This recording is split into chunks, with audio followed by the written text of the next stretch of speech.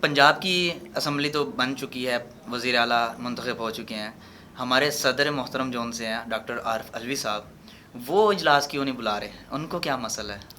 میرا ڈاکٹر عارف علوی صاحب اجلاس نہیں بلا رہے، اور نہ ہی انہوں نے بلایا ہے. انہوں نے سمری مسترد کر دیا اور اس کے بعد اسپیکر نے اجلاس بلا لیا ہے.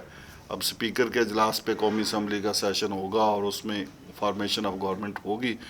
تو عارف علوی صاحب کا آئینی لحاظ سے تو پوائنٹ ویلڈ ہے ان کا. صحیح. وہ جو نقطہ نظر رکھتے ہیں کہ پہلے ہاؤس کی تکمیل ہونی چاہیے، وہاں پہ مخصوص نشستوں کا جو فیصلہ ہے وہ ہونا چاہیے، اور جس پارٹی کی نشستیں بنتی ہیں، یعنی سنی اتحاد کونسل کی نشستیں بنتی ہیں، کیونکہ پاکستان تحریک انصاف نے کہ ممبران نے سنی اتحاد کونسل کو جوائن کیا ہے، تو ان کو ان کی نشستیں ملنی چاہیے.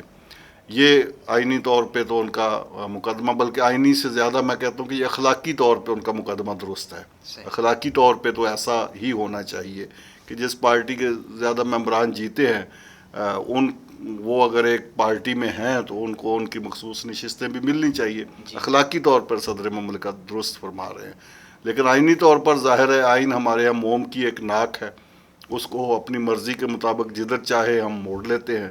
وہ صدر صاحب چاہیں تو صدر صاحب موڑ لیتے ہیں، پرائم منسٹر چاہے تو وہ موڑ لیتے ہیں، کوئی اور چاہے تو وہ موڑ لیتے ہیں. تو وہاں پہ تو ٹیکنیکلٹیز نکالی جا سکتی ہیں کہ جی سنی اتحاد کونسل نے پہلے فہرست نہیں دی، الیکشن کمیشن کو نہیں دی، اس لیے اب یہ نہیں ہو سکتا. کوئی اور آئینی جو موشگافی ہے وہ نکالی جا سکتی ہے. لیکن اخلاقی طور پر بہرحال صدر مملکت کا یہ مقدمہ درست ہے.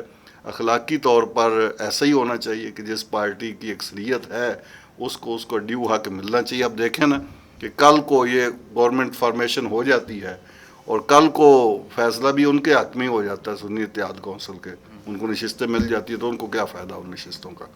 کہ وہ گورنمنٹ کی تشکیل میں تو وہ ووٹنگ نہیں کر سکے نا، وہ حصہ نہیں لے سکے، اور اگر نہ ملیں گی تو پھر بھی وہ ایک محرومی ہے. لیکن چاہیے یہ تھا کہ اگر یہ کوئی تنازع کریٹ ہوا بھی تھا تو الیکشن کمیشن کو یہ چاہیے تھا کہ with in due period of time وہ اس کا فیصلہ کر لیتے تاکہ اس دوران بھی یہ اجلاس بلایا جاتا اور یہ فارمیشن ہو جاتی.